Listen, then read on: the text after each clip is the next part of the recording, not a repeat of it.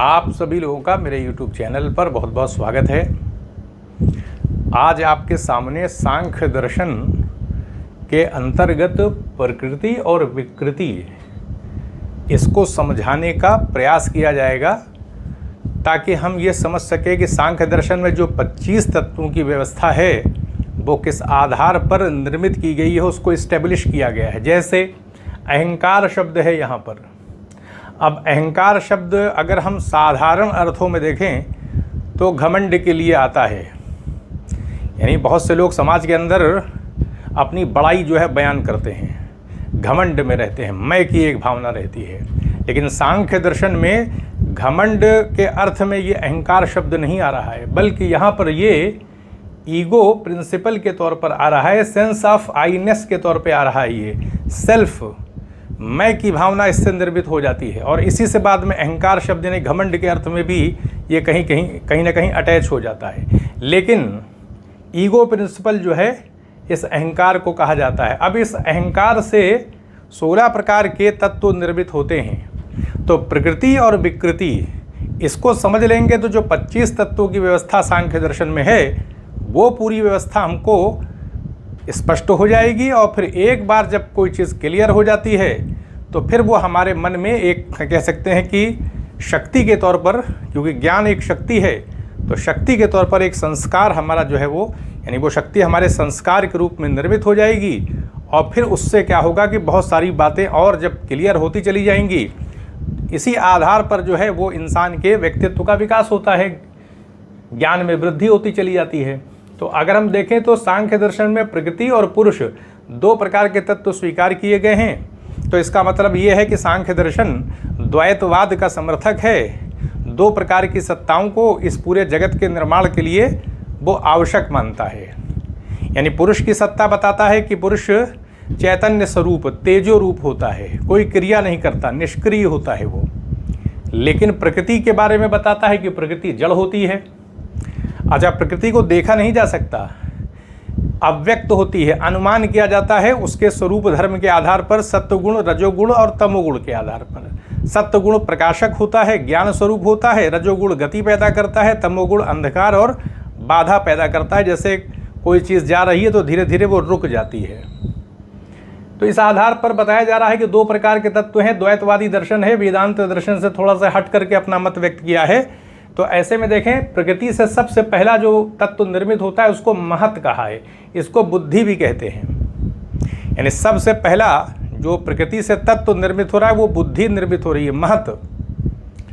और फिर अगर हम महत से देखें तो महत से अहंकार का जन्म हो रहा है। तो यहाँ पे देखें, क्योंकि प्रकृति जो है उससे महत की उत्पत्ति हो रही है। जैसे मिट्टी से घड़ा बनाया जाता है, तो ऐसा समझ ले कि प्रकृति से एक विकार के तौर पर मानी बात है कि जन्म हो रहा है महत का, तो ये विकृति हो गया, क्योंकि इसकी सत्ता प्रकृति पर निर्भर है। अब ये स्वतंत्र सत्ता वाली मतलब ये पक्ष नहीं है, महत की जो सत्ता है वो स्वतंत्र नहीं, इसका तो जन्म हुआ है प्रकृति से, और प्रकृति ने जन्म दिया है इसको, तो इसलिए इसको विकृति विकार कह दिया गया है। इसलिए विकृति है ये, प्रकृति से निर्मित होने की वजह से। अब इस प्रकृति महत के से अहंकार का जन्म होता है, तो अब क्या हुआ, ये इसको भी प्रकृति कहेंगे और इसको विकृति कह देंगे। तो अब महत की 2 भूमिका आ गई, एक तो ये विकृति भी है और साथ में ये प्रकृति भी है। प्रकृति इसलिए क्योंकि इसी महत से तो अहंकार का जन्म हो रहा है, और महत के द्वारा जन्म दिया जा रहा है अहंकार को, इसलिए ये भी प्रकृति में आ जाएगा। लेकिन साथ में इसको विकार भी कहेंगे, क्योंकि इसकी उत्पत्ति, इसका निर्माण प्रकृति से हुआ है, अभिव्यक्ति इसकी हुई है। तो इस आधार पर प्रकृति और विकृति ये चीज़ें दिखाई पड़ती हैं। तो हम देखेंगे कितनी चीज़ें सांख्य दर्शन में विकृति और प्रकृति में आ जाएंगी, और कौन चीज़ सिर्फ प्रकृति में रहेगी, और क्या कोई ऐसा पक्ष है जो न तो प्रकृति है और न विकृति है। तो ये हमने देख लिया कि प्रकृति को हम विकृति किसी की नहीं मान सकते, कि इसलिए कि प्रकृति तो मूल तत्व है, जड़ है, और एक पुरुष की सत्ता है। दोनों हमेशा से रहने वाली सत्ताएं सांख्य दर्शन में माना जाता है। तो ऐसे में प्रकृति का जन्म किसी और से नहीं हुआ है, तो इसलिए ये विकृति तो है नहीं, तो इसीलिए इसको प्रकृति कहा जाता है। क्योंकि अगर इसके ऊपर भी कोई सत्ता होती जिसने इस प्रकृति को जन्म दिया होता, तो फिर हम प्रकृति को विकृति भी मानते और प्रकृति भी मानते, क्योंकि इस प्रकृति से महत का भी जन्म होता। लेकिन यहाँ पर प्रकृति को किसी ने जन्म नहीं दिया है, इसलिए सिर्फ प्रकृति ही है, और महत जो है इसकी विकृति के रूप में भी गणना करेंगे और प्रकृति के रूप में भी गणना करेंगे, क्योंकि इसने अहंकार को जन्म दिया है। अब अहंकार से भी 16 प्रकार की चीज़ें निर्मित हो जाती हैं। अहंकार, जिसको हम ईगो प्रिंसिपल कहते हैं, आईनेस की भावना जो है, सेल्फ मैं की भावना। अब इसमें पंच ज्ञानेंद्रियाँ आ जाती हैं, आँख नाक कान, और पंच कर्मेंद्रियाँ आ जाती हैं, पंच तन्मात्राएँ हैं, और एक मन आ जाता है। तो 16 हो गए, 5-5 के 3 जोड़े हैं और एक मन है तो 16 हो गया। तो अहंकार ने 16 तत्वों को जन्म दिया है। पंच ज्ञानेंद्रियाँ, जिसमें श्रोत्र है यानी हमारा कान है, और फिर उसके बाद आप देखिए हमारा कान है, फिर उसके बाद त्वचा है, फिर उसके बाद चक्षु है, फिर उसके बाद जिह्वा है, फिर घ्राण है। श्रोत माने कान से हम सुनते हैं, ज्ञान प्राप्त करते हैं, ज्ञानेंद्रिय है, ये सेंस ऑर्गन है। श्रोत्र यानी सुनना, और सुनने के बाद फिर चक्षु माने आँख से देखते हैं हम, उसके बाद घ्राण माने नाक से हम सूंघते हैं, और फिर जिह्वा ज़बान से हम रस स्वाद का आनंद लेते हैं, और त्वचा से स्पर्श वगैरह का हमको ज्ञान होता है, तो सेंस ऑफ ऑर्गन है। तो ये 5 प्रकार की ज्ञानेंद्रियां हैं, और ये 5 प्रकार की कर्मेंद्रियां हैं, ऑर्गन्स ऑफ एक्शन हैं। जिसमें वाक है, जो हम बोलते हैं, और उसके बाद पाणी है, हमारा हाथ है, पैर है, क्योंकि इस सब से हम एक्शन करते हैं, चलते फिरते हैं। पाणी से हम कोई हाथ हिलाते हैं, एक्शन करते हैं, पैर से चलते हैं, सब एक्शन वाले ऑर्गन हैं। ये पायु है, और ये उपस्थ है, ये जननेंद्रिय है। ये पायु जो है, ये इससे अपशिष्ट पदार्थ हम अपने बॉडी से पीछे से इसको निकाल देते हैं। तो इस प्रकार से ये ऑर्गन ऑफ एक्शंस हैं। तो ये हमने देख लिया कि अहंकार से पंच ज्ञानेंद्रिया, पंच कर्मेंद्रिया, पंच तन्मात्राएं और एक मन, ये 16 प्रकार के घटक निर्मित होते हैं। अब हम ये देखते हैं कि क्या और किसी को भी हम प्रकृति और विकृति में रख सकते हैं। तो देखें, पंच तन्मात्राएं, पंच तन्मात्राओं का जन्म अहंकार से हुआ है, लेकिन पंच तन्मात्राएं भी पंच महाभूत को पैदा करती हैं। ये पंच महाभूत जो हैं, पृथ्वी जल अग्नि वायु आकाश, पंच महाभूत। अब पंच महाभूत जो हैं, इनका जन्म पंच तन्मात्राओं से हो रहा है। तो इस आधार पर पंच तन्मात्राएं भी प्रकृति में हो जाएंगी और विकृति भी हैं, क्योंकि पंच तन्मात्राओं को जन्म अहंकार से है, इसलिए इनको विकार भी विकृति में भी गिरेंगे, और ये प्रकृति भी है क्योंकि पंच महाभूत को जन्म देती हैं। तो ये प्रकृति और विकृति की अवधारणा आपको सांख्य दर्शन में दिखाई पड़ेगी।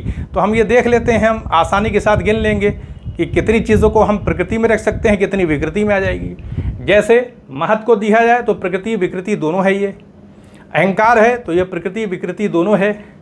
पंच तन्मात्राओं को देखें तो प्रकृति विकृति दोनों हैं, क्योंकि 5 हैं तो 5, एक 6 और एक 7, तो 7 प्रकार के पक्ष होकर ऐसे समूह की दृष्टि देखें तो महत है, अहंकार और पंच तन्मात्राएं ऐसे 3 हो जाएंगी। तो 7 प्रकार के पक्ष हमको दिखाई पड़ते हैं प्रकृति और विकृति में चीज़ें। तो ये हमने देख लिया कि अब हम देख लेते हैं कि पंच महाभूत की जो उत्पत्ति होती है वो कैसे होती है। तो पंच महाभूत की उत्पत्ति देखें आप, शब्द तन्मात्रा है। अब इस शब्द तन्मात्रा से हम जानते हैं कि तन्मात्राएं बहुत सूक्ष्म हैं, इनको आँखों से ऐसे हम देख नहीं सकते तन्मात्राओं को। और पंच तन्मात्राओं से अगर शब्द तन्मात्रा से देखें तो आकाश का जन्म होता है। स्पर्श तन्मात्रा से देखें हम तो वायु का जन्म होता है, जिसको हवा कहते हैं, क्योंकि स्पर्श होता है हमें। और रूप तन्मात्रा से देखें तो अग्नि का जन्म होता है। पंच महाभूत में सबकी गणना है। इसमें शब्द है, स्पर्श माने वायु है, शब्द वायु अग्नि। रस तन्मात्रा से देखें तो जल का निर्माण होता है। गंध तन्मात्रा से पृथ्वी का निर्माण होता है। तो ये पंच महाभूत जो हैं ये पंच तन्मात्राओं से बन जाते हैं, यानी इनके सूक्ष्म घटक तत्व इन्हीं से पंच महाभूतों का निर्माण होता है। तो अब हम 25 तत्वों की गणना ऐसे ही कर लेते हैं। सबसे पहले हम देख लेते हैं पुरुष को। क्या पुरुष को प्रकृति विकृति किस में रखेंगे? किसी में नहीं रखेंगे, क्योंकि पुरुष का जन्म किसी से हुआ नहीं है, इसलिए वो विकृति तो है नहीं। और पुरुष जो है अगर देखा जाए उसको, तो उसको हम प्रकृति में भी नहीं गिनेंगे, क्योंकि पुरुष से किसी चीज़ का जन्म नहीं होता। पुरुष किसी चीज़ को जन्म तो देता नहीं, इसलिए प्रकृति में भी गिनती नहीं होगी और विकृति में भी गिनती नहीं होगी, क्योंकि वो किसी का विकार है नहीं, किसी से पैदा नहीं हुआ। अब हम प्रकृति को देख लेते हैं तो प्रकृति किसी की विकृति नहीं है, किसी से पैदा नहीं है, लेकिन हाँ उसकी अपनी एक सत्ता है हमेशा से, इसलिए उसको प्रकृति में गिन लिया जाता है। तो पुरुष न तो प्रकृति है न विकृति, प्रकृति सिर्फ प्रकृति है वो।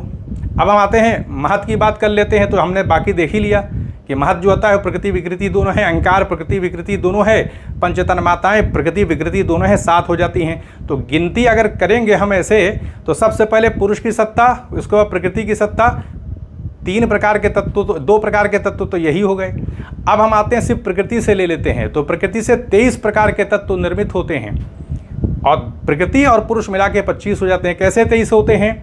तो प्रकृति से महत की उत्पत्ति हुई, महत से अहंकार का जन्म हुआ, फिर अहंकार से कि देखें 16 प्रकार के निर्मित हो गए, और पंचतर मात्राओं से पंच महाभूत का निर्माण हुआ। तो हम महत को गिन लेते हैं, उसके बाद अहंकार को गिन लेते हैं, उसके बाद पंच ज्ञानेंद्रिय, पंच कर्मेंद्रिय, पंच तन्मात्राएँ 15 ये हो गए, 16 यही हो गया। और उसके बाद 16 के बाद महत और अहंकार को 18 गिन लेते हैं, पंच महाभूत 18 5 23 हो जाते हैं, प्रकृति 24 और पुरुष 25। इस प्रकार के 25 तत्वों की स्थापना आपको सांख्य दर्शन में दिखाई पड़ेगी। तो ये आपको एक टर्मिनोलॉजी टर्म एक प्रयोग होता है, प्रकृति और विकृति। तो इसी के बारे में आपके सामने एक विवरण दिया ताकि सांख्य दर्शन में जब भी कोई बात आए तो कम से कम हमको ये तो स्पष्ट रहे क्या प्रकृति है, क्या विकृति है और किस प्रकार से अहंकार की बात आती है। क्योंकि यही अहंकार आप देखें हमारे सोचने के लिए बहुत कुछ उपलब्ध कराया गया है। अब अहंकार से 16 चीज़ें पैदा हो जाती हैं। मन भी पैदा होता है अहंकार से, सोचें आप, यानी जिसको हम मन कहते हैं, जो कि विचार विमर्श करने का काम मन के द्वारा कहता है, उसका जन्म अहंकार से हो रहा है। तो आप देखें यहाँ पर हमारे लिए सोचने समझने के लिए भी है वर्णन, जिसमें ईगो प्रिंसिपल है ये अहंकार। अब इससे आप सोचें, अहंकार से मन पैदा हो रहा है और इसी मैं से, मानी बात है, ये जब मैं की उत्पत्ति होगी, ईगो प्रिंसिपल जब का निर्माण होगा, तभी तो कोई मन की बात आ सकती है। मन के अंदर हम कहीं ना कहीं एक आइसोलेट हो जाते हैं दूसरे लोगों से, हमारा इंडिविजुअल एक अप्रोच, इंडिविजुअल पर्सनैलिटी हमारी डेवलप होती है। मन, हम दूसरों के मन से हमारा मन अलग हम महसूस करने लगते हैं।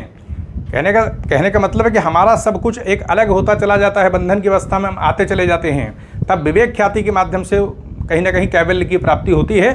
तो ये सोचने के लिए भी है कि किस तरह से किन पक्षों का निर्माण हुआ है, ये हम सोचें तो बहुत सारी चीज़ें डेवलप हो जाती हैं। तो यहीं पर अनुमति दें, चैनल को सब्सक्राइब भी करें, शेयर भी करें। आप सभी लोगों का बहुत बहुत धन्यवाद।